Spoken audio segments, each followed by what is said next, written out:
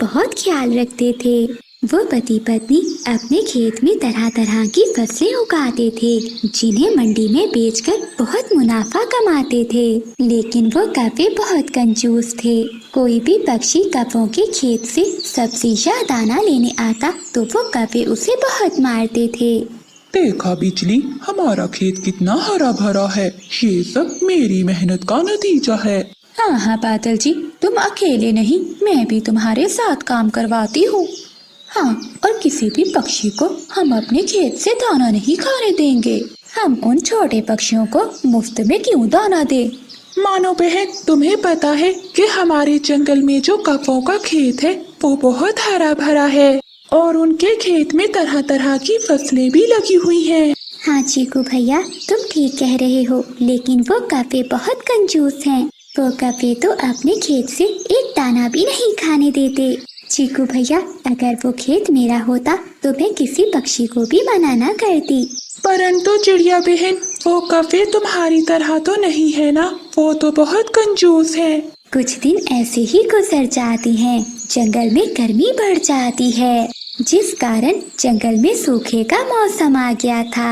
अब तो जंगल में ना भोजन मिलता था और ना ही पानी। जंगल के अब सभी पक्षी भी बहुत परेशान हो गए थे, क्योंकि उन सब पक्षियों को भोजन ना मिलने के कारण दो दो दिन भूखा रहना पड़ता था।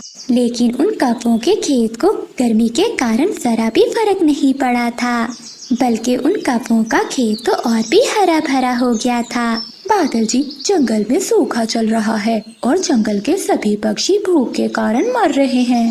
देखो ना, हमारा खेत तो एकदम हरा भरा है। हाँ बिजली, हम दोनों मिलकर अपने खेत की रक्षा जो करते हैं, कुछ भी हो जाए मैं अपने खेत का एक दाना भी उन पक्षियों को नहीं दूंगा, चाहे वो सभी पक्षी भूख से मर क्यों ना जाए।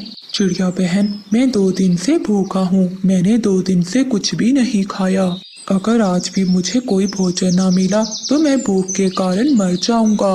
अब तुम ही कुछ करो, मुझे बहुत भूख लग रही है। हाँ चिड़िया बहन, मैं भी बहुत भूखी हूँ। अब तुम ही कुछ कर सकती हो, हम सबको बहुत भूख लग रही है। कबूतर भैया और बुलबुल बहन, मैंने भी 2 दिन से कुछ नहीं खाया और ना ही पानी पिया है। मुझे भी बहुत भूख लग रही है, लेकिन अब मुझे कुछ करना ही होगा, वरना सभी पक्षी भूख के कारण मर जाएंगे। लेकिन चिड़िया बहन, अब तुम क्या करोगी? हमारे जंगल में ना भोजन है और ना पानी। बस अब तो हमारे जंगल में उन कौवों का हरा भरा खेत ही रह गया है।